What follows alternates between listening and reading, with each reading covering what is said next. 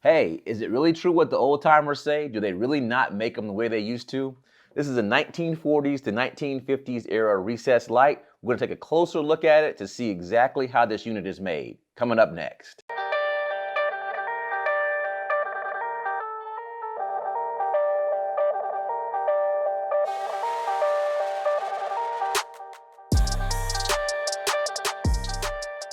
What's going on, folks? Ken here with Mendoza Pros and Joes, helping you simplify the renovation and remodeling process. On this channel, we do hands-on product, tool, and gear reviews, as well as renovation, tip, and strategy videos. So if you're interested in renovation, remodeling, repair, real estate, home improvement, or property maintenance, then subscribe because this channel and this content is for you.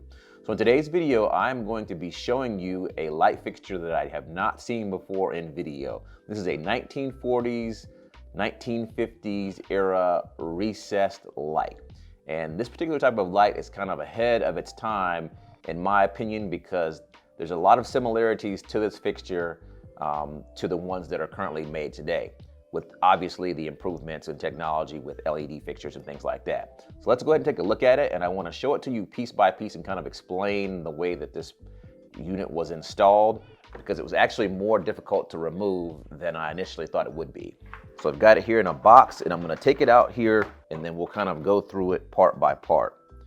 So the first piece of it that I want to show you is going to be the glass cover plate, okay? So this is, I believe, is brass, and then we've got a pebbled glass finish here. And the way that this attaches is very similar to your bathroom fans in that it attaches here with these clips here on the side that you have to sandwich into the holders in the portion of the housing that is attached inside of the ceiling. And so this is the way this is attached. It actually has a very thick glass that is not easily removed, but can be removed. But I mean, if I click on it, you can hear that is thick glass there. And so I'm gonna sit this piece of it down, let you zoom in there so you can see the texture of that glass.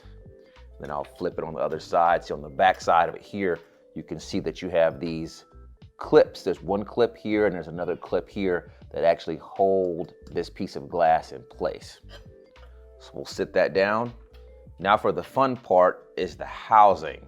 So this is the housing that the light actually sits inside. And these are our clips here.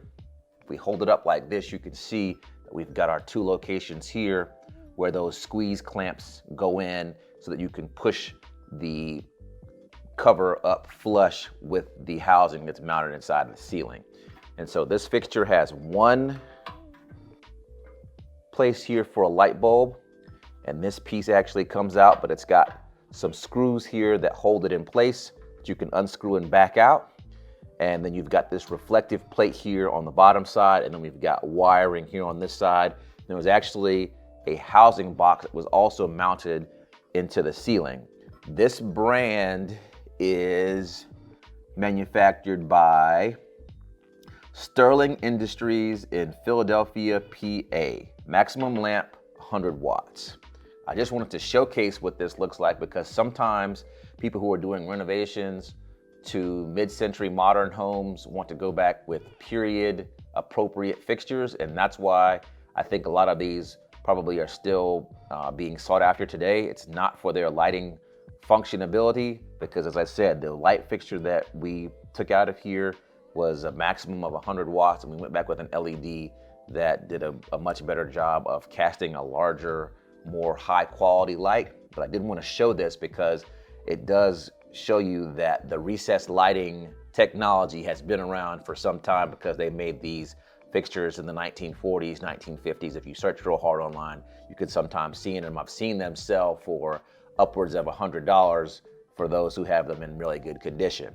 So another thing that I wanted to show you with regards to this fixture is the way that it was held in the ceiling, because it also has brackets here that are these flanges, and the flanges actually attach here on the underside and clip in like so, and then there's holes here where they can be screwed directly into the drywall or plaster ceiling here, which is the way that these were attached. So they kind of help hold everything in place. And I will install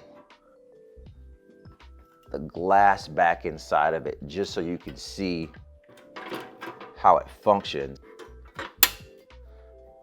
So this is how the fixture functions. So when you reach inside to be able to access that bulb, you have to kind of slant your housing down here, and you reach in and unscrew that bulb, take it out, put the new one in, then you push it back up. It stays put. Now I have 2 videos that are related to this particular recessed light fixture. One where I made a retrofit plate to cover the hole that was left by a fixture that was so large. And the second one is where I do the actual installation. So check out both of those videos. As old timers say, they just don't make them like they used to.